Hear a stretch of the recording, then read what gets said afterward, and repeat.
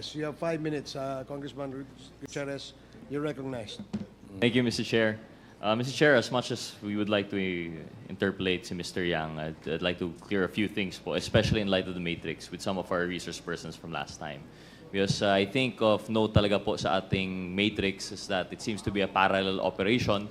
Nakita po natin na yung first parts of our Quadcom were only scratching the surface. Itong mga POGO operations pala happening in parallel is only the initial, and it's the lower level actually.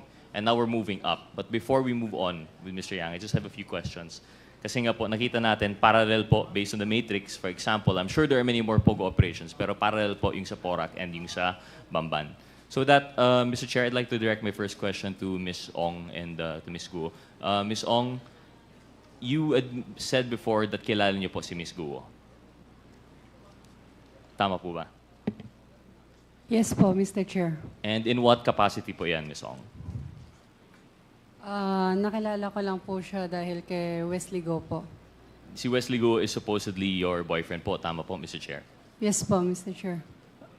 And you've met Wesley Guo how po? Somewhere in Binondo po. In Binondo po. Pero si Wesley Guo, the brother of Alice Guo, Mr. Chair, may I direct my question to Miss Alice Guo? You mentioned po you lived in Tarlac for most of your life po. Tama po ba? Yes po, Mr. Chair. So from age 0 to, you claim to be 38 po, no, Miss Guo? From 0 to 38, talagang residence po ninyo is Tarlac. Yes po. Have you at any point in time found yourself in Binondo? Binondo, never naman po ako tumira sa Binondo. Never tumira. But you visited Binondo po ba? Yes po. For what purpose po kaya yan? Minsan mamasyal, minsan may bibilhin. Opo. Okay. So from there, would you have an idea of the circumstances surrounding the meeting of Miss Ong and your brother, si Wesley? Sorry po, one more time po. May idea po kayo kung paano nakilala si Wesley, si Miss Ong? Wala po, Mr. Chair. Tapos, so sariling lakad niya po yun, yung sa Binondo, and then they met. Yes po. Okay. I direct my questions again to Miss Ong. So you say you're in a relationship with Wesley. Ano po yung birthday ni Wesley Guo? February 23. Feb 23? Yes po. That would peg him, what year po? 1990... wait, bilangin ko lang po. Mr. Chair, do we have anyone who can confirm the date? Because my data says otherwise. I think, Perhaps, Mr. Chair, I can ask the Bureau of Immigration. Yeah. They might have the documents po, no? Mr. Chair, directing my question to the Bureau of Immigration, anong birthday po ni Mr. Wesley Guo based on his Philippine passport?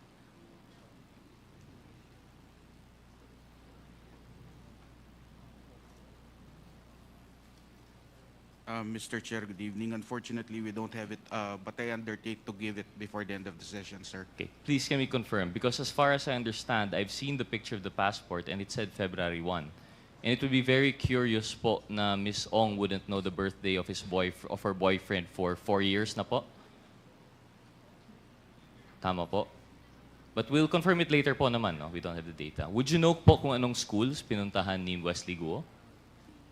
Boyfriend mo po of 4 years, hindi mo po alam kung anong schools pinuntahan niya? Hindi po, Mr. Chair. Isn't that curious? Di ka man lang na-curious kung saan po siya pumunta for schooling? Hindi po.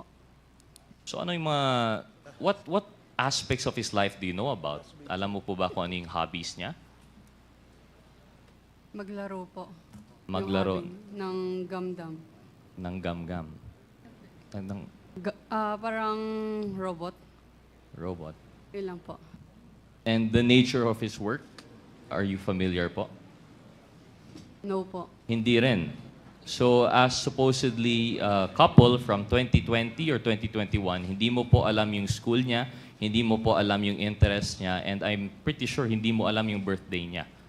So that's what I'm trying to point out here, Mr. Chair. I do not believe in the story that Miss Guo and Miss Ong know each other through the brother.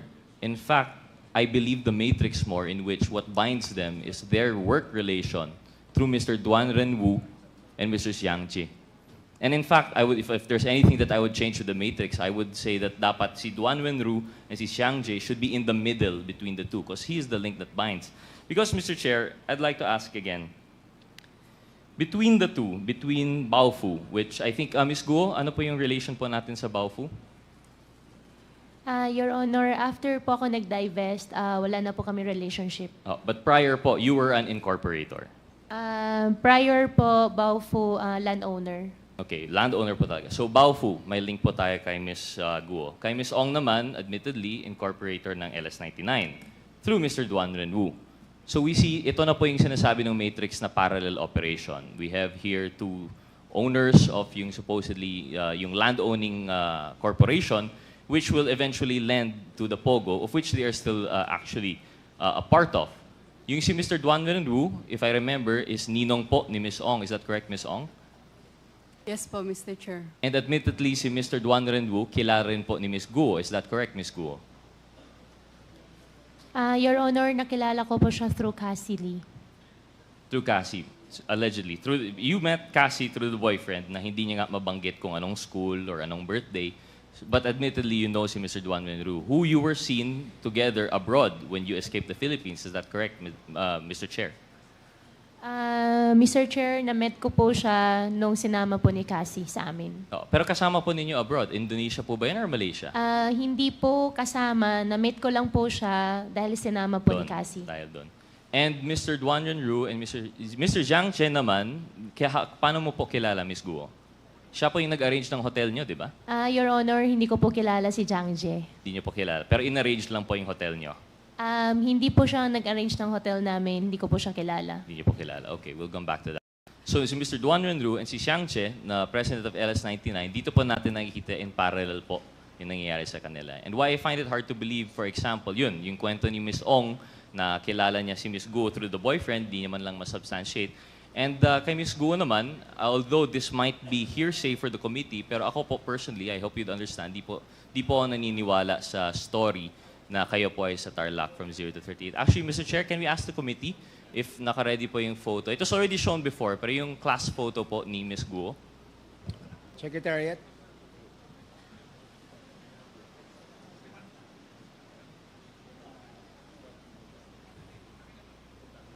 Ms. Guo, while waiting for that po, you say you were born in 1986. Tama po ba? Yes po, Your Honor. That puts you at, how old are you now po? 38. 38. And at the time, naalala niyo po yung picture po no, na na-present last time. But you claim na di niyo po yun... Ano pong picture, invoked Your your Honor? right. Yung picture, class picture niyo po. I invoke my right. You Opo. invoked your right. Pwede mo naman sabihin na hindi ikaw yun, di ba? Your Honor, I hope you understand, sa sobrang dami na pong kaso na nasampahan po ngayon sa court, kaya anything po na isasagot ko po dito sa inyo might use against me po. Opo. Well, I think that's why I have a tendency not to believe you po. Kasi kung talagang hindi ikaw yan, I think you would have said that's not you. But instead, you invoked your right to self-incrimination. And why do I not believe that? I can identify two of the people behind you. Magka-batch po tayo, Ms. Guo. I know what year this was taken. And they have a description of you.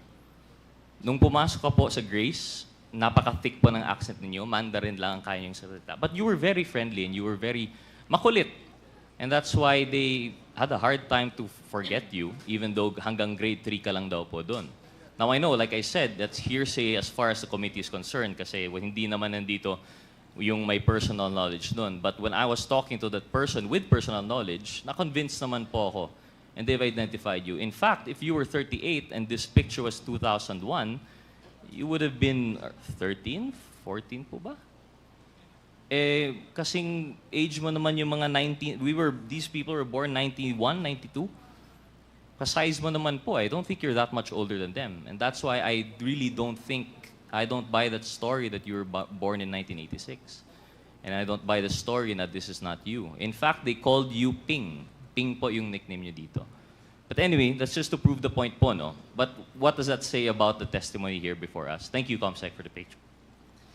We have a Latin maxim po, no? Falsis in uno, falsus in omnibus. When you're false in one thing, it's false in everything. So this puts into light every statement that you have made. Of course, aside from the statements made regarding the right against self-incrimination. But if we're talking po about everything she said, that she was in Tarlac for 30 years, that all of her life, or the fact po that she was not the person in the Bamban resolution, this is going to be your testimony versus documentary evidence. Yung Bamban Resolution number 185 series of 2020, citing you as the applicant for Hongsheng Gaming, ano po yung sagot mo doon? You said you have no recollection at all kung paano na nasama yung pangalan po ninyo. Tama po ba yan, Mr. Chair? Mr. Chair, all related Hongsheng, Baofu, I invoke my right against self-incrimination po. Okay. And just proves it even more.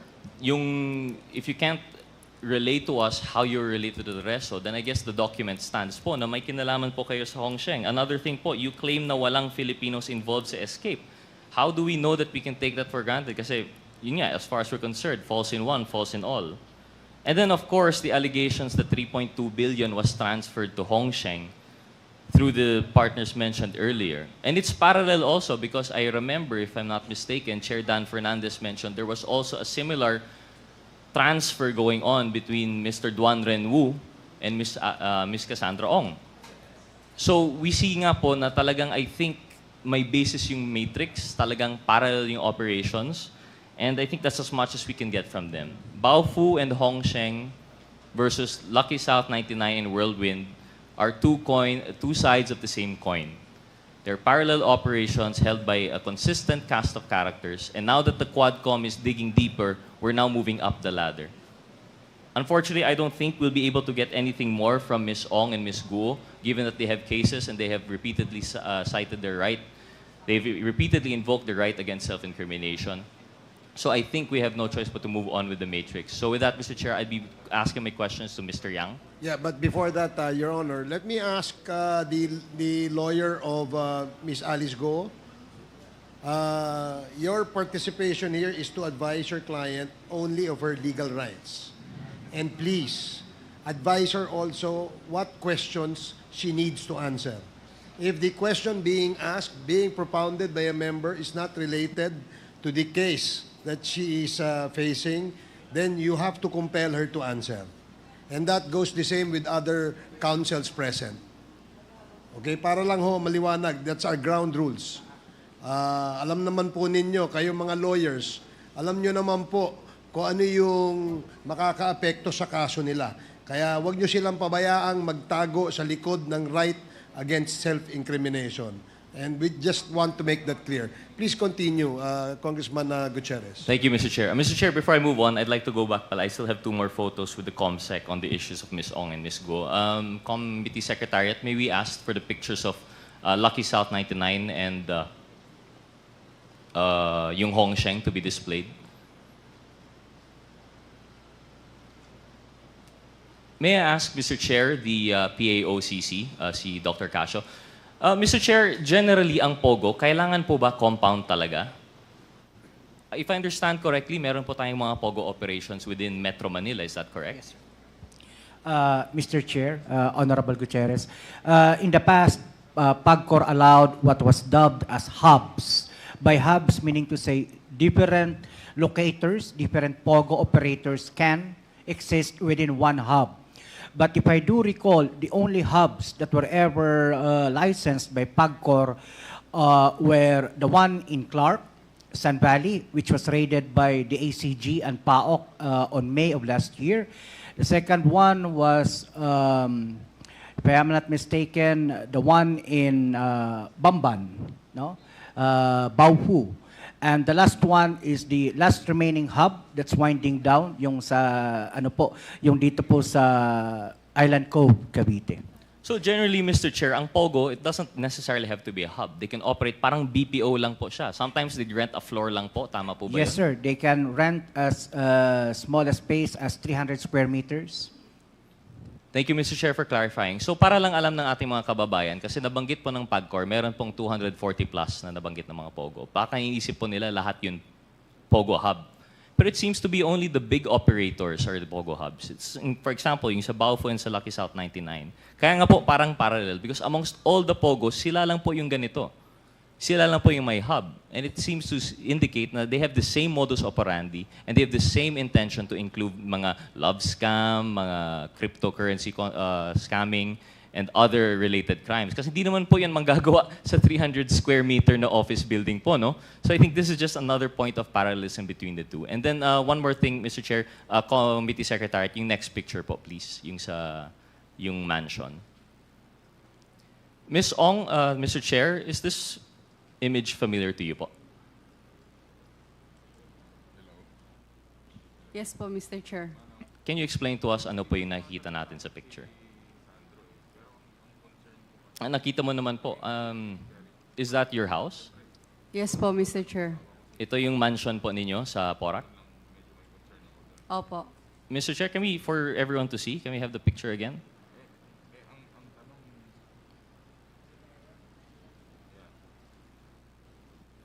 Ms. Ong, gano'ng kalaki po yung inyong property dito? Tama po ba? That's like a little massage house in the middle of the lake behind the bigger mansion proper. Tama po ba, Ms. Ong?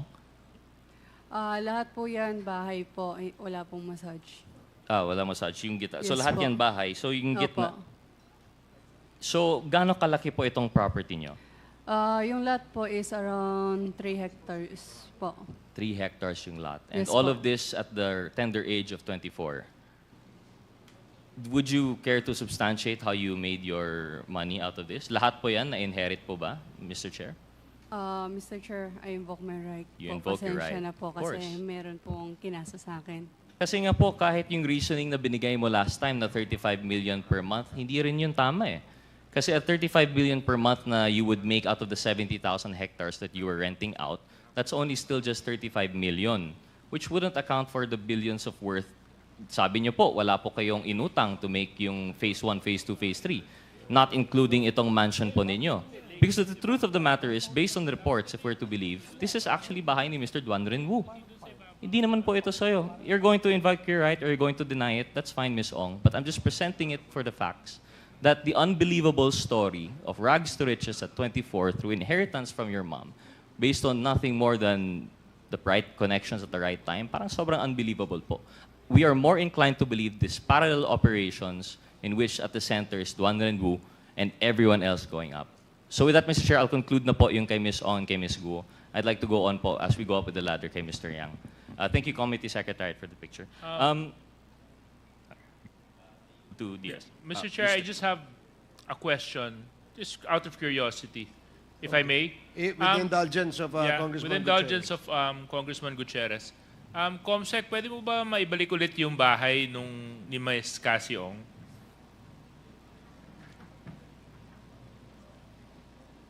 Ms. Cassie, pwede niyo po bang sabihin niyo kung tama po yung pagkaunawa ko dito sa litrato?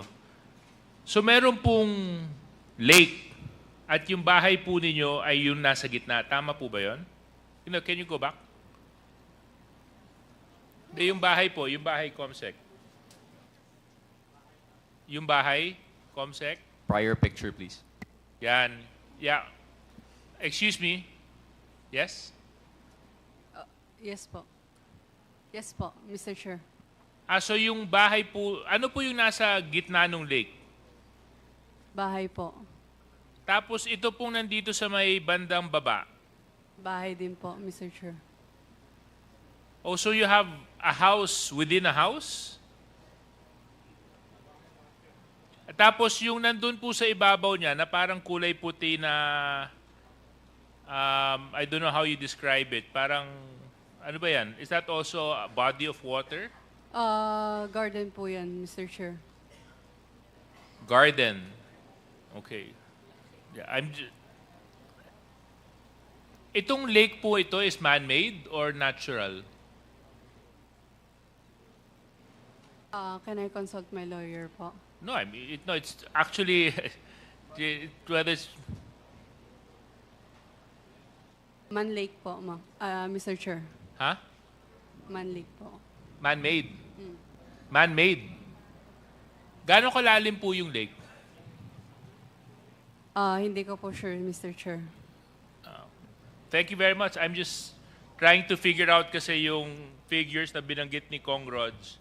At medyo kinakwenta ko po kung magkano aabutin to kasi kung man-made po yan, Chairman, at saka kung gaano kalalim at yung lawak, tapos nice to live there.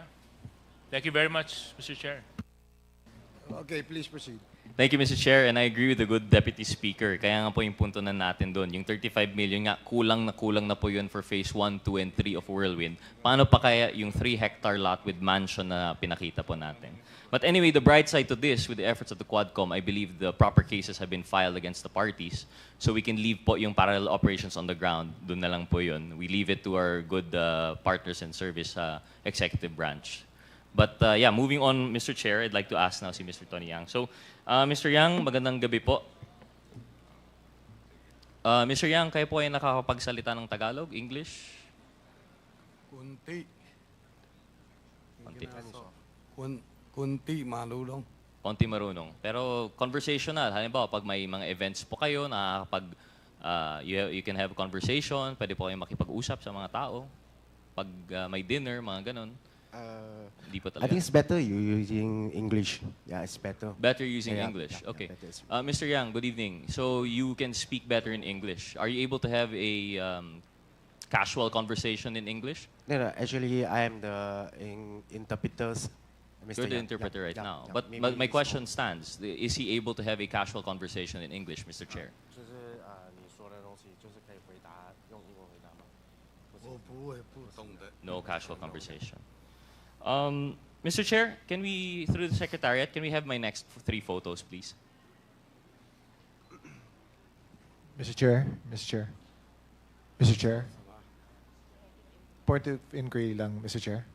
Would it be possible to ask the translator to speak into the mic when he tries to translate to Mr. Yang so that we can also hear? Okay, thank you. Okay, sure. Thank you. Thank you, Mr. Chair. Please proceed. Thank you, Mr. Chair. The first photo, please. Yung una. Is that the first? Okay. Mr. Yang, through the Honorable Chairman, is that you in the picture? 就是他问你在图片里面那个是不是你？是不是啊？对。Yeah, it's he. It is. Do you recall Do you recall what event was transpiring here?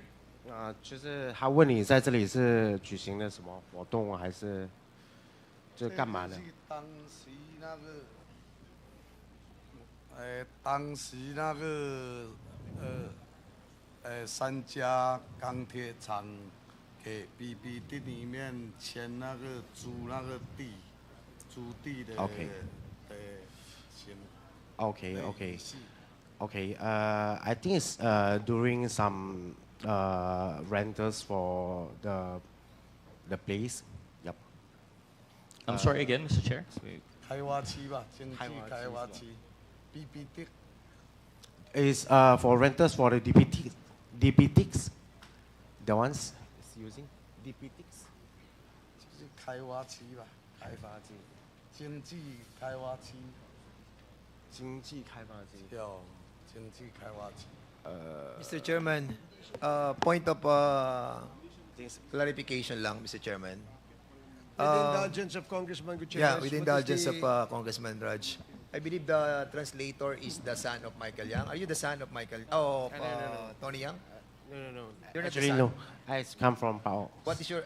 You're from Pao. Yeah. So you're the translator of the Pao, Of Pao. not of Tony Yang. Yeah, it's Sige, not you can Tony. proceed. Thank you so much. Please proceed.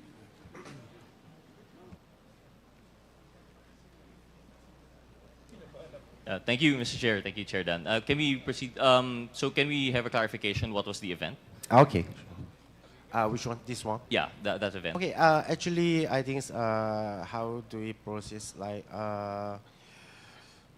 maybe he will rent us the place, and then for He was Yeah, renting a size, place. yeah. So is it right to say this was a signing of a memorandum of agreement? Yep. How can that's we right. ask him? Is this the signing of a memorandum of agreement with Fividec? 对，就租 That's right. 租地。 He's rented the I think the hectares, the place of hectares. Please. Mr. Chair, can we ask Mr. Yang to point kung sino po dyan yung translator niya? Can Mr. Yang point to us who in that picture is his translator? In that particular event.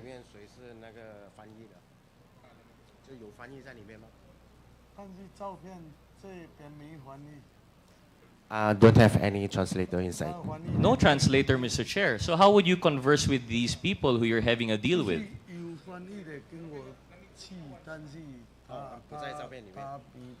I think she have a translator, but the translator is not in the pictures. Not in the picture. Okay. Mr. Chair, can we have the next photo, please?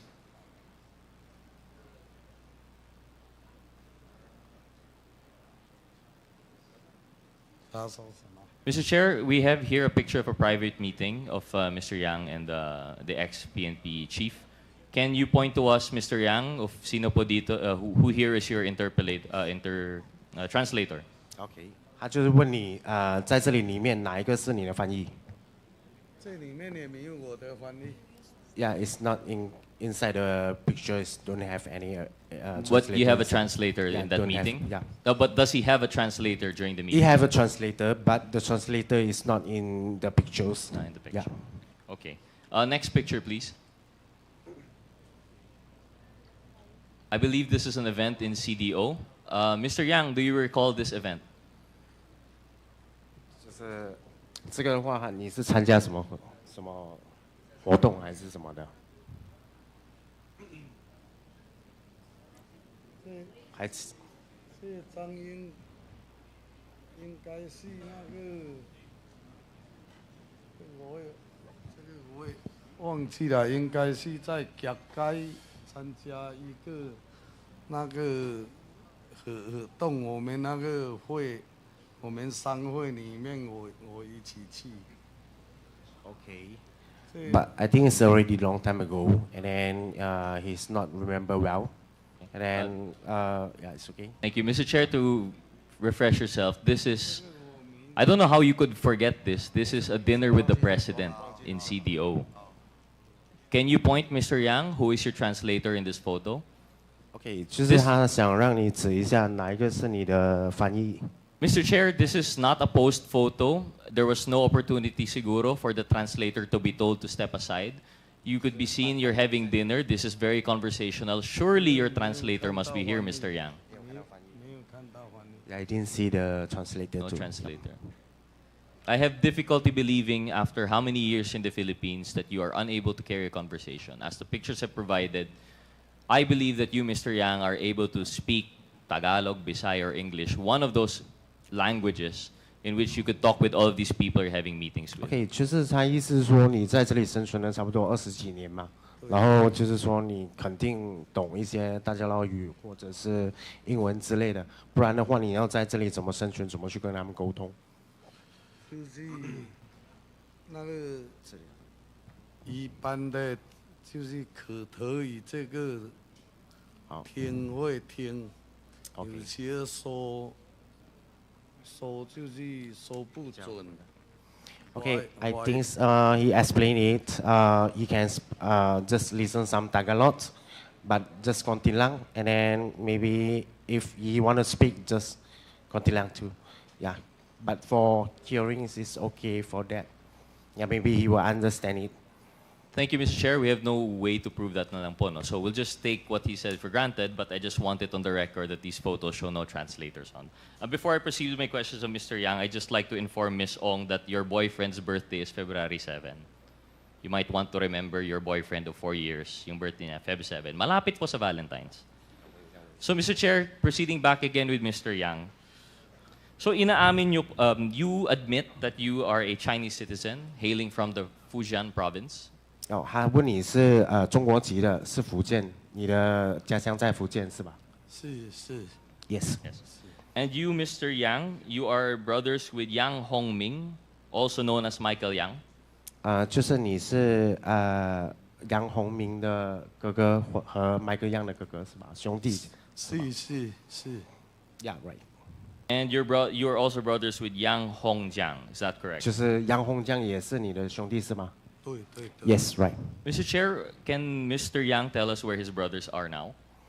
就是他问你，就是说问你的兄弟都在哪里？现在目前是在哪里？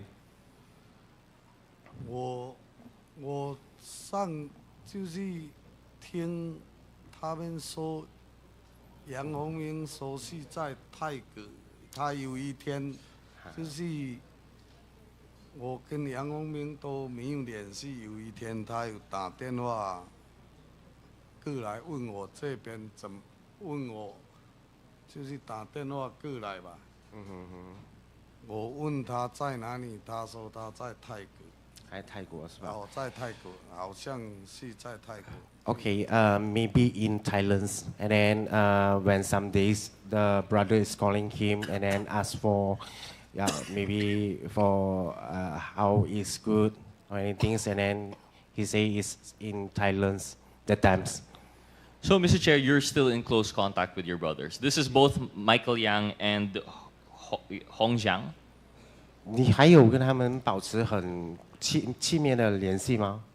没有，我一直来菲律宾，我就跟杨洪明都跟杨洪明都没什么联系。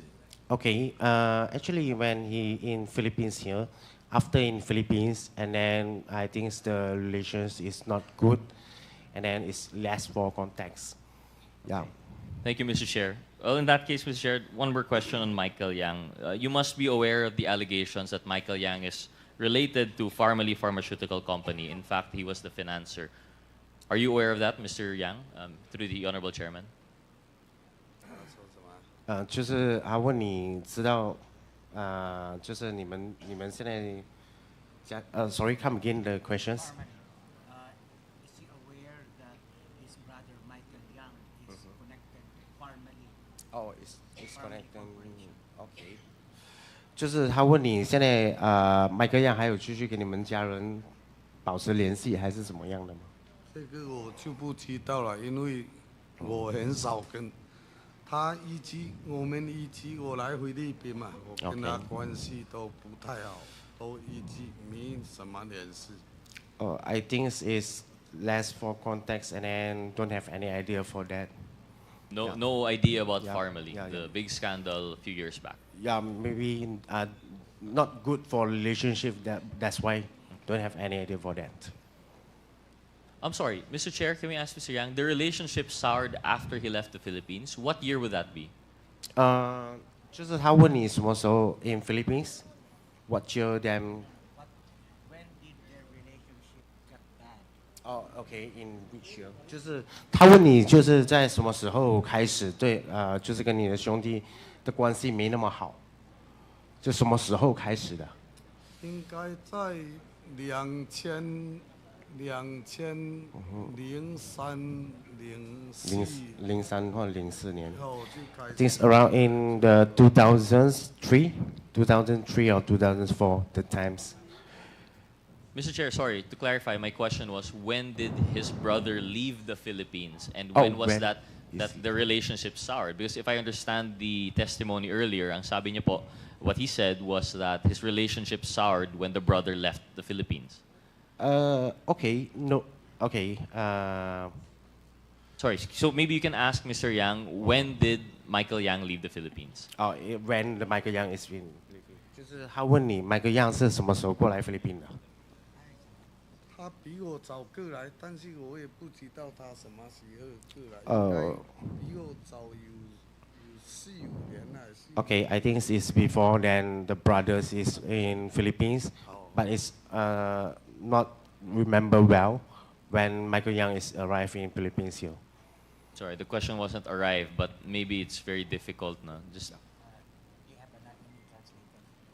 Filipino translator. Yeah, I think it's okay. Mr. Chair, if I may, I was informed that the official translator of the House has arrived, Miss Caroline. So she's a Filipino-Chinese. I guess the conversation, the interpretation would be much better. So, she's the new interpreter. I was informed by the Secretariat, Mr. Chair, that she is the officially designated translator of the Quadcom for this purpose. Okay. I was hoping that she could help us translate what the translator is saying. Thank you for coming here. Mr. Chairman, Yes, Congressman I think Fernandez. Tony Yang understand what we are talking about. You laugh. Now we don't understand. Okay, Mr. Chairman, before we proceed, may I ask Attorney Casio, I hope you, with the indulgence of our members, no? Attorney, Dr. Casio, your group apprehended Tony Yang, am I right? This was a joint operation with the Yes, Bureau of I know. Immigration, Your Honor. But during the apprehension, you were talking with Tony Yang, am I correct?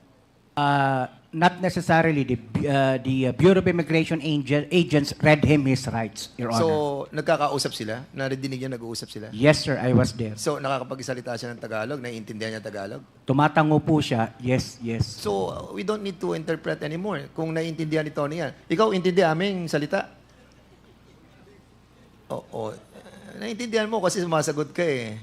Di ba yung kanina when we were talking, I noticed lang Tony Yang. Tony Yang, makinig ka. Makinig ka. Kasi kanina lang, may joke si si chairman and you laugh. 刚才我们的主席 alam mo, Tony, ako, artista ako I know who's acting or not Ha? Tony, makinig ka sa akin. Naiintindihan kita. Naiintindihan mo ako, di ba? Konti. Okay. So, yung mga salita namin, naiintindihan mo, tumatawa ka, smile ka, sumisimangot ka. Di ba? Kita namin Di ba? And we will be reminding you. Remind namin ikaw. Pag ikaw, hindi sabi totoo dito, ikaw, contempt, kulong dito. Ha? Yan. Naiintindihan niya Naiintindihan mo. Huwag mo na kaming pahirapan para mabubilis yung communication. Mr. Tony Yang, we're not here to pin you down. You just tell the truth. When we heard you talking in the Senate, I heard you. Naiintindihan mo Sinasabi mo lahat Sinasabi mo lahat. Open ka. So there's no more denying of trying to translate anything anymore. Huwag ka na mag-translator. Intindi mo lang, umuho ka lang hindi. Ask your lawyer. Okay? Intindi? Ay, nako. OK，他们说你只要说出真相，然后其实你不用那个翻译来帮你翻译的，因为你能听得懂他们在说什么，所以你只要回答是还是不是，然后你可以问你的律师，这样就可以吗？我真的很多听不懂。There are a lot of things that I cannot understand. Kasi Tony, 21 years ka, 2001 ka pa dito. 24 years ka nang nakatira dito. Imposibleng hindi mo naiintindihan ang mga sinasabi namin. Di ba? 24 years ka na. Gusto mo sabihin ko kung ano yung flight number ng eroplano na sinakyan mo dito together with your brother, Rodge Yang. Sabay kayo, di ba? Nakasakay sa eroplano, dumating dito sa Pilipinas. Tama, mali? Tama? Okay. Ang galing nito. Sige, go ahead. Okay. Rodge, kindly wrap up, please. Okay. Sige, Mr. Chair. Well, siguro I'll just conclude na lang po with the question on the brothers. Now that we have a proper translator, I'm hoping. Mr. Chair, I'd like to repeat the question earlier. Mr. Chair, Mr. Yang, your brother Michael Yang, what year did he leave the... when did your relation sour with Michael Yang? OK，请问一下，你跟您大哥的弟弟呢？你跟弟弟的关系什么时候就是开始没有那么好？我们我来菲律宾呢，我过来菲律宾呢，差不多3-4年，我们就很少，就关系都不太好。Okay, so I have come here to the Philippines for around 30 years, and from that time, our relationship is not that good already. 30 years, but you have businesses with your brothers, Michael and Hong Chang. Is that correct, Mr. Yang, Mr. Chair? 但是您跟你的兄弟有开业，这是对吗？开什么业？开业，跟他们一起开业。没有啊。没有开公司吗？没有，他们做他们的，我做我的。No, I don't have any partnership or company together with them. I only do my own business and they do their own business. Can you explain to us your relation with Michael and Hong Chang in relation to the Yangtze group of companies? 能不能跟我们解释一下你跟您弟弟还有红厂的关系？就是根据这个杨子的公司。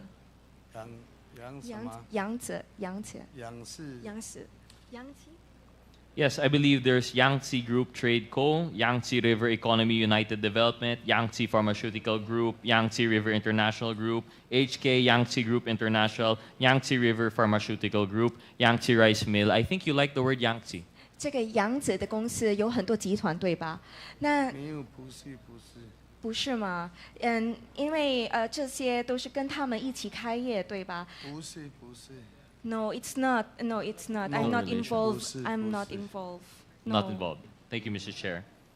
Going back, Mr. Chair, to your birth certificate, you admitted that this was not authentic. OK，关于你的出生证，你承认过，这个出生证不是真的，对吧？对。Yes, I admitted that it's not authentic. Mr. Chair, can you care to explain what are the circumstances surrounding your birth? How did you acquire a PSA certificate po? 请问一下，您是如何得到这个出生证呢？我过来菲律宾应该，我过来菲律宾应该差不多2、3年，我爷爷弄来给我的。So when I went to the Philippines, 外公。对。Okay, when I went to the Philippines around after 2 to 3 years that I came to the Philippines, it was my grandfather, specifically my maternal grandfather, who helped me come up with this birth certificate. And you acquired this birth certificate to, I would assume, facilitate your purchase of businesses and land in the Philippines? 所以你有了这个出生证，就是为了对你开业比较方便，对吧？对，当时我爷爷给我说，就是给我做这个，我想他有给我说以后就是可以长期在菲律宾发展，可以做那个申请营业执照，可以买房子这样。Okay, buy some properties. Okay, so during that time, it was my grandfather's plan or maybe decision, so that if I plan to open up a business here or to develop here in the Philippines for the long term, I would be able to use this. And also, for example, if I want to buy some lands or properties and also to gain some business permit, I would be able to use this birth certificate. Mr. Chair, at the time that you acquired this PSA birth cert fraudulently, you were 34 years old, is that correct? 34. 当时你获得这个出生证，你是34岁，对吧？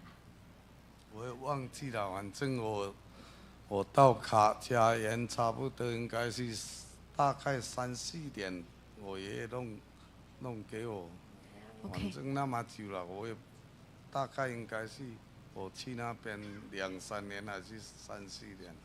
Okay, so I have actually forgotten my exact age when I got that birth certificate. But what I know is that it was around 2 to 3 years that I came here to the Philippines that I was able to get that birth certificate. Yes. Well, based on records, if it's to be believed, you fraudulently acquired and registered your birth at the age of 34.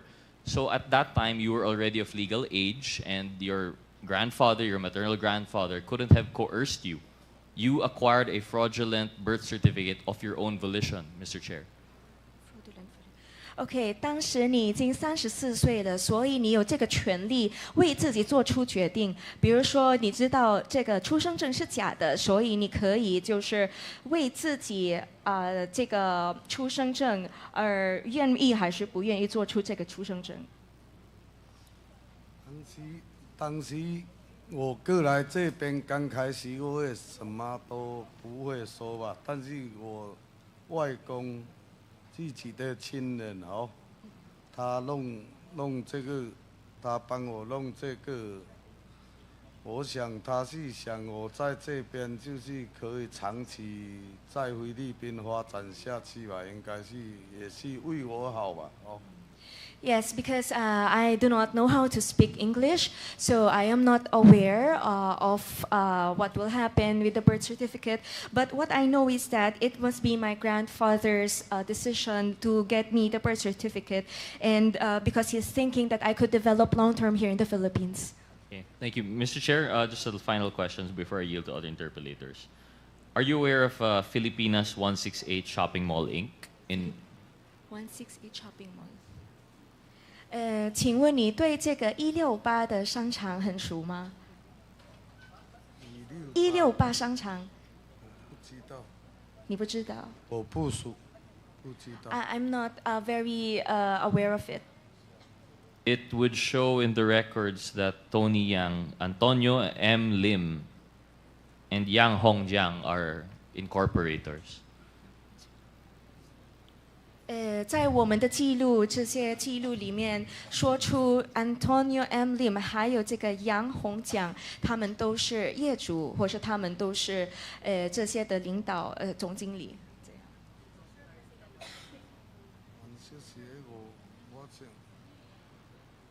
168，我也不大清楚会不会熟悉的，包他们有，不是在事务吧？事务会不会他有一个商场，好像叫168还是什么，我不大记得。反正他们有弄商场。So I'm not aware of this 168. Maybe it is a mall in Cebu. There's a number like 168. So I'm not really very clear about it. Actually, it was incorporated in Davao. But anyway, I'll ask one more corporation. Is Mr. Yang aware of Yisan Fa Development Corp., in which Antonio Lim, Yang Hongming, and Yang Hongjiang are all incorporators? 再问你一个关于这个易三发这个集团，这里有说，他们的业主都是杨洪明先生，还有杨洪江先生。杨洪明、杨洪江。对。那我不知道，我真的不知道，我真的不知道他们这些公司怎么样。I really don't know this company. No, I don't know. Thank you. Mr. Chair, I had a few more questions, but in the interest of time, I'll just mention it for the record and that maybe we can verify at a later time. In addition to these two companies mentioned, and of course the Yangtze Group, I believe we have the papers for that, but we'll just produce it in a later time. I'd also like to mention that his name appears for DCLA Plaza, KSM Shopping Co., and Yesan Fe Development Corp. So it's very difficult to be questioning this witness, Mr. Chair, given that it's either he is choosing outright to lie or he is feigning it behind this language barrier. But that's just a manifestation. With that, Mr. Chair, I will yield to other interpollators. Thank you very much, Mr. Yang. Thank you, Mr. Chair. Gutierrez. Can you